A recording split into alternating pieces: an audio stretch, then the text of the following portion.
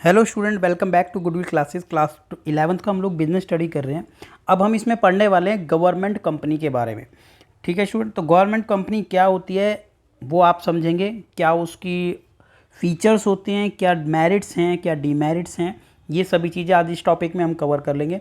अब देखिए, government company हम पढ़ रहे हैं, इससे पहले आपने प्राइवेट कंपनीज़ के बारे में पढ़ा था और आपने पढ़ा था कि पब्लिक प्राइवेट कंपनी और प्राइवेट लिमिटेड कंपनी क्या होती हैं। तो जैसे आपने प्राइवेट लिमिटेड या लिमिटेड कंपनी के बारे में आपने पढ़ा था, तो वो एक प्राइवेट सेक्टर का पार्ट थी, लेकिन गवर्नमेंट कंपनी है, गवर्नमेंट सेक्टर का पार्ट है, लेकिन सिमिलैरिटी हैं इसके अंदर कुछ। ठीक है, तो उनको ध्यान में रखते हुए, कंपनी को ध्यान में रखते हुए अगर हम समझेंगे तो अच्छे से ये समझ आ जाएगा। ठीक है, तो देख लेते हैं कि क्या होता है, प्राइवेट गवर्नमेंट कंपनीज क्या होती हैं। Right, a government company is establish under the company act 2013।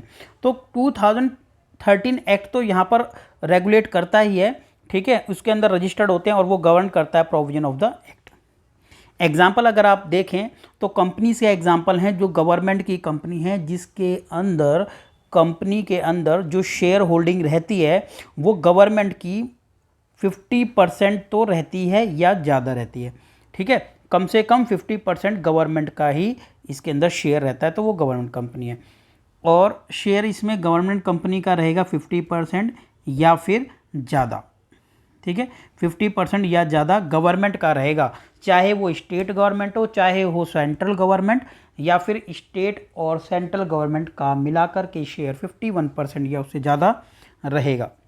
अगर अब हम देखें तो एग्जाम्पल के लिए हम समझ सकते हैं कि जैसे कि भारत हैवी इलेक्ट्रिकल लिमिटेड यानी भेल जिसको हम कहते हैं, उसके बाद है steel authority of India limited यानी सेल, हिंदुस्तान एरोनॉटिक लिमिटेड यानी HAL HAL, and coal India limited, ये इसके एग्जाम्पल हैं जो कि गवर्नमेंट की कंपनी हैं। अब गवर्नमेंट की कंपनी है तो इनके फीचर्स देखिए, अगर आप कंपनी को पहले से थोड़ा पढ़ चुके हैं तो उसके फीचर आपको और अच्छे से समझ आएंगे। जैसा वहाँ पर होता था उसी तरीके की कंपनी है। प्रॉफिट के लिए गवर्नमेंट इसको बनाती है, इकोनॉमिक ग्रोथ के लिए बनाती है, अपॉर्चुनिटीज़ के लिए बनाती है, एम्प्लॉयमेंट के लिए बनाती है। ठीक है, तो वही है। तो सबसे पहले हम देख लेते हैं कि फॉर्मेशन। तो फॉर्मेशन इसका वैसे ही है कि फॉर्मेशन क्या है, ये इसको हम कंपनी एक्ट 2013 के अंदर रजिस्टर्ड करते हैं और इस कंपनी को बनाते हैं, इसका एक लीगल एग्जिस्टेंस रहता है। ठीक है, पॉइंट नंबर सेकंड में लिखा है कि सेपरेट लीगल एंटिटी। अब ये जो कंपनी हमने बनाई है, ठीक है, जो भी इसका नाम है, जैसे कि ऊपर हमने एग्जांपल भी देखा था कि भेल है, तो भेल अगर एक कंपनी है, गवर्नमेंट कंपनी है, इसका एक सेपरेट लीगल एग्जिस्टेंस रहेगा, एक अलग से ये एक पर्सन है। ठीक है, राइट, अलग से एक पर्सन है। तो यही इसके पॉइंट में हम पढ़ रहे हैं कि सेपरेट लीगल एंटिटी आइडेंटिटी है इसकी, सब लोग इसको अलग से पहचानते हैं, इसका अलग एक नाम है, अपने नाम से बिजनेस करती है, अपने नाम से ही किसी के ऊपर केस भी कर सकती है, प्रॉपर्टी खरीद सकती है, कॉन्ट्रैक्ट साइन कर सकती है। ठीक है, उसके बाद आ जाती है बात ऑनरशिप की कि ऑनरशिप किसकी है। तो देखिए, गवर्नमेंट कंपनी है, ऑनरशिप की अगर हम बात करें तो आपको बताया था कि जितने भी शेयर होल्डर हैं कि सभी ओनर होते हैं, लेकिन जो 51% से ज़्यादा जिसके पास शेयर होते हैं वो ओनर होता है। तो गवर्नमेंट अपने पास 50% से ज़्यादा शेयर इसके रखती है, तो इसलिए हम कह सकते हैं, हो सकता है कि ये सारे शेयर गवर्नमेंट ने ले रखे हों, तो होली पार्टनरशिप होली जो ऑन हो जाएगा गवर्नमेंट का हो जाएगा, और ऐसा भी हो सकता है कि 51% शेयर गवर्नमेंट ने ले रखे हों, बाकी किसी प्राइवेट ने ले रखे हों। ठीक है, या फिर पब्लिक ने परचेज किए हुए हों, तो इस तरीके से इसका ओनरशिप रहती है। ठीक है, now point number 4, regulated by the company act. तो ये तो हम पढ़ ही चुके हैं कि जिस तरीके से कंपनी के रेगुलेशंस होते थे, रूल रेगुलेशन होते थे, वो सभी यहाँ पर भी कंपनी को फॉलो करना पड़ता है। क्या ऑब्जेक्टिव थे, क्या फंक्शन थे, पावर क्या क्या थी, तो ये सारी चीज़ें कंपनी के हिसाब से यहाँ पर चलती हैं। चलिए अब बात कर लेते हैं, नेक्स्ट पॉइंट है जो कि है स्टाफ रिक्रूटमेंट। अब स्टाफ रिक्रूटमेंट, आपको क्या लगता है कि स्टाफ की भर्ती किस तरीके से की जाती होगी, किस तरीके से स्टाफ को रिक्रूट किया जाता होगा। तो आप ये समझ सकते हैं कि एक कंपनी है, ठीक है, इसका सेपरेट लीगल एग्जिस्टेंस है, एक तरीके से एक आइडेंटिटी इसकी अलग से है। गवर्नमेंट का तो रहता है इंटरफेयर, ऐसी बात नहीं है, लेकिन कुछ रूल रेगुलेशन इसके अपने हैं। तो हम ये पर्सनल मतलब अपने जो एम्प्लॉय हैं उनको अपनी रिक्वायरमेंट के अकॉर्डिंग वहाँ पे रिक्रूट कर लेते हैं, ठीक है ना, अपनी रिक्वायरमेंट के अकॉर्डिंग रिक्रूट कर लेते हैं। और एम्प्लॉयज़ क्या होते हैं कि सिविल सर्वेंट नहीं होते हैं यहाँ पर, राइट। अब बात कर लेते हैं अगले, रेजिंग फंड। अब फंड किस तरीके से रेज करते हैं, आप लोगों ने देखा था कि गवर्नमेंट का 51% या उससे ज़्यादा तो खुद की शेयर होल्डिंग होती है, और उसके अलावा ये कैपिटल मार्केट से भी फंड रेज कर सकते हैं, पब्लिक से फंड रेज कर सकते हैं, ठीक है। नेक्स्ट पॉइंट है अपॉइंटमेंट ऑफ डायरेक्टर। अब देखिए डायरेक्टर अपॉइंट किए जाते हैं, ठीक है, डायरेक्टर्स अपॉइंट किए जाते हैं कंपनी के अंदर, जिसको गवर्नमेंट नॉमिनेट करती है और वही यहाँ पर डिसीजन मेकिंग करते हैं, ठीक है। तो जो भी रहेगी मेजॉरिटी उसके अकॉर्डिंग गवर्नमेंट यहाँ पर अपॉइंट कर देगी, और उन्हीं के ऊपर डिपेंड करता है, ठीक है, सारी पॉलिसीज़ किस तरीके से वो बनाते हैं उनके ऊपर डिपेंड करता है। और डायरेक्टर का आपको पता ही है कि उन्हीं का काम है किस तरीके से वहाँ पर डायरेक्शन वो देंगे, किस तरीके से मैनेजमेंट को देखेंगे। उसके बाद है पॉइंट नंबर 8 है अकाउंटिंग एंड ऑडिट प्रोसीजर क्या होता है।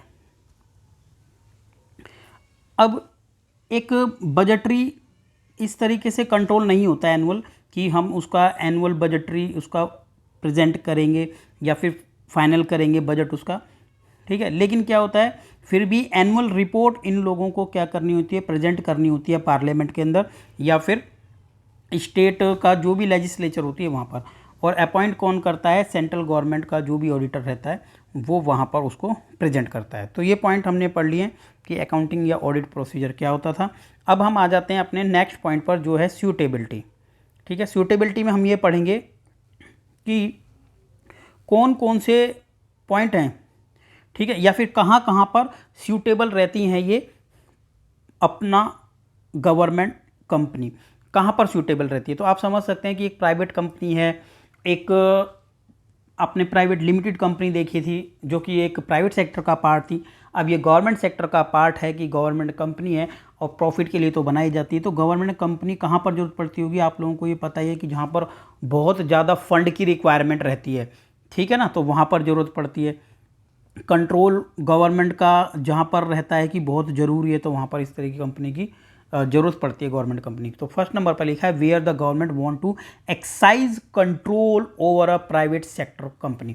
गवर्नमेंट चाहती है कि प्राइवेट जो सेक्टर है उनके ऊपर कंट्रोल किया जा सके। अब कंट्रोल किया जा सके तो वो कंट्रोल तभी हो पाएगा जब गवर्नमेंट के सेक्टर उसी टाइप की सेम एक्टिविटी करती हो। तो हमने क्या कर दिया है, तो गवर्नमेंट वहाँ पर बना दिया जाता है गवर्नमेंट सेक्टर को, राइट ना, क्योंकि कई सेक्टर ऐसे हैं जिनमें गवर्नमेंट का रोल रहना बहुत ज़रूरी हो जाता है, ठीक है। चलिए उसके बाद आ जाता है, तब वहाँ पे गवर्नमेंट बना लेती है। उसके बाद है where the government want to collaborate with the private company. अब एक ऐसा कंपनी बना देना जहाँ पर वहाँ पर नीड रहती है जहाँ पर कि एक प्राइवेट कंपनी से कोलैबोरेट करना हो, प्राइवेट कंपनी से जुड़ कर के काम करना हो, तो ऐसी जगह पर भी गवर्नमेंट कंपनियाँ का रोल रहता है।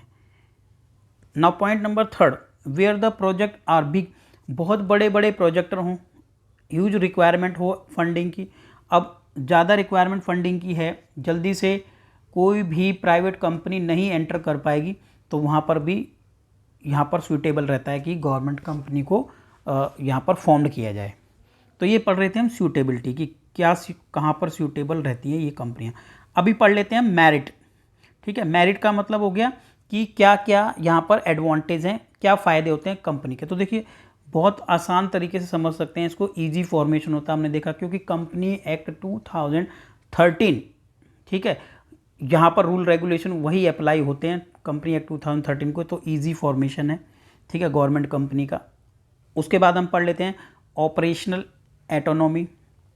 ऑपरेशनल एटोनॉमी का मतलब ये हो गया कि जो भी उनकी एक्टिविटी से रिलेटेड ऑपरेशन उनका होता है वो क्या रहता है, फ्री रहता है from interfere of government and political interfere, ठीक है। तो गवर्नमेंट का या फिर किसी भी पॉलिटिकल पार्टीज़, ठीक है, या फिर पॉलिटिशियंस का इंटरफेयर यहाँ पर कम रहता है, ठीक है। गवर्नमेंट कंपनी है और कंपनी एक्ट 2013 के तहत ये वहाँ पर फॉर्म्ड हुई है और किसी तरीके का कोई बर्डन नहीं रहता है, ठीक है। तो यानी हम अब पूरी तरीके से अपना जो भी हमारा वर्क है, जिस चीज़ के लिए हम लोगों को फॉर्म्ड किया गया है, इस ऑर्गेनाइजेशन, इस कंपनी को बनाया गया है, हम पूरा फोकस अपने प्रोडक्शन पे कर सकते हैं, अपना जो भी हमारा एक्टिविटी है उस पर पूरा फोकस कर सकते हैं।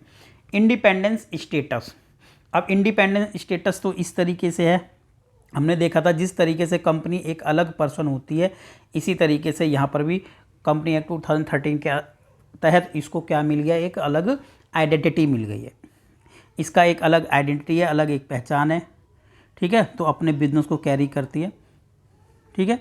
चलिए उसके बाद है पॉइंट नंबर 4, जिसमें लिखा है ensure the healthy business practices. अब क्या है, जब पूरे तरीके से पूरा कंट्रोल आपका रहेगा, ठीक है, पूरे तरीके से आप फ्री हैं, किसी तरीके का कोई आपके ऊपर बर्डन नहीं है, कोई कंट्रोल किसी का नहीं है, अपने डिसीजन खुद ले सकते हैं, रूल रेगुलेशन भी हैं उनको फॉलो तो करना ही है, तब कंपनी क्या होती है, फ्रीली अपना गुड्स जो भी प्रोडक्शन कर रही है वो आराम से कर सकती है अपने, ठीक है, कंट्रोल कर सकती है। तो हेल्दी एक बिजनेस इन्वायरमेंट तैयार कर सकती है। तो अच्छा एक मेरिट है यहाँ पर ये इसका। तो हम कंप्लीट कर चुके हैं मेरिट। अब आ जाते हैं इसका लास्ट जो पॉइंट हम पढ़ने वाले हैं, डीमेरिट। तो डीमेरिट करने के बाद ये कंप्लीट हो जाएगा हमारा पॉइंट। तो डीमेरिट फर्स्ट नंबर पर दिया है फ्रीडम ओनली इन नेम। अब ये इसकी एक कमी बता दी है, डीमेरिट बता दिया है, लिमिटेशन बता दिया है कि फ्रीडम ओनली इन नेम। तो अभी हमने समझा कि फ्रीडम रहती है, ठीक है, काम करने में फ्रीडम रहती है, किसी का कोई कंट्रोल नहीं रहता, कोई बर्डन, कोई दबाव किसी का नहीं रहता है।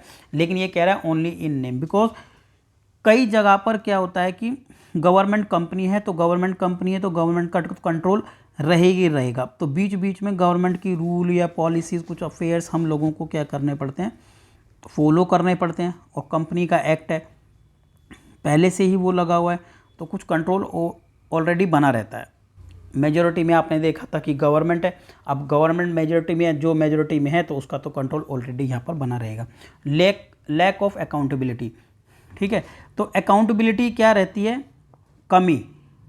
अब अकाउंटेबिलिटी ज़्यादा, किसी के लिए हमारी अकाउंटेबिलिटी नहीं है, किसी के लिए जवाबदेही नहीं है, ठीक है। पार्लियामेंट में या फिर कहीं स्टेट लेजिस्लेचर में हम लोगों को किसी तरीके का कोई जवाब नहीं देना है।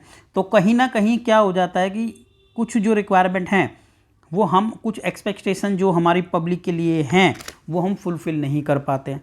तो पॉसिबिलिटी क्या हो जाती है, काफ़ी कम हो जाती है कि जो हम अपनी रिस्पॉन्सिबिलिटी या पॉसिबिलिटीज़ जो हमारी हैं वो हम उनको पूरा नहीं कर पाते हैं, ठीक है ना। तो ये लैक ऑफ अकाउंटेबिलिटी है, इसी वजह से ये इसका एक डीमेरिट बन जाता है। Absence of real autonomy. अब देखो, जो हमने भी पढ़ा कि ये एक तरीके से ऑटोनॉमी है, एक तरीके से बहुत फ्रीडम है, किसी तरीके का कोई दबाव नहीं है। लेकिन ये कह रहा है कि एब्सेंस ऑफ, लेकिन रियल में एब्सेंस रहता है, क्योंकि गवर्नमेंट कंपनी है, कहीं ना कहीं जवाबदेही तो आपकी बनेगी ही, ठीक है। गवर्नमेंट कंपनी है, हम गवर्नमेंट कंपनी किसी ना किसी डिपार्टमेंट, किसी ना किसी मिनिस्ट्री से हमेशा कनेक्टेड है। तो जो भी बोर्ड ऑफ डायरेक्टर होते हैं वो डोमिनेट किए जाते हैं वहीं से, मिनिस्ट्री से। अब उनको जवाबदेही उनकी बनी रहती है और बीच बीच में अकाउंटेबिलिटी किसी न किसी फॉर्म में उनको करनी ही पड़ती है। तो इसलिए कह सकते हैं कि रियल एब्सेंस तो रहता है ऑटोनॉमी का। अब लास्ट अगर हम पॉइंट पढ़ें तो lack of continuity in policies and management. अब गवर्नमेंट कंपनी है, टॉप लेवल के जो भी हमारे चेयरपर्सन हैं, ठीक है, डायरेक्टर्स हैं, बीच बीच में चेंज होते रहते हैं। चेंज होने की वजह से रूल्स हैं, पॉलिसी, प्रोसीजर्स बीच बीच में क्या हो जाते हैं, टॉप ऑफिशियल की वजह से चेंज हो जाते हैं। चेंज होने की वजह से किसी भी काम के अंदर यूनिफॉर्मिटी बनी नहीं रहती है, ठीक है, और काम को एक कंटिन्यूटी नहीं बन पाती है, मैनेजमेंट जो है वो डिस्टर्ब होता रहता है। तो इसलिए एक पॉइंट बन जाता है lack of continuity and policy and management. तो ये पढ़ रहे थे हम अपना कि गवर्नमेंट कंपनी के बारे में, ये पॉइंट हो जाता है अब ख़त्म। मिलते हैं नेक्स्ट वीडियो में, करेंगे अपना नेक्स्ट टॉपिक नेक्स्ट वीडियो में। Okay, thank you.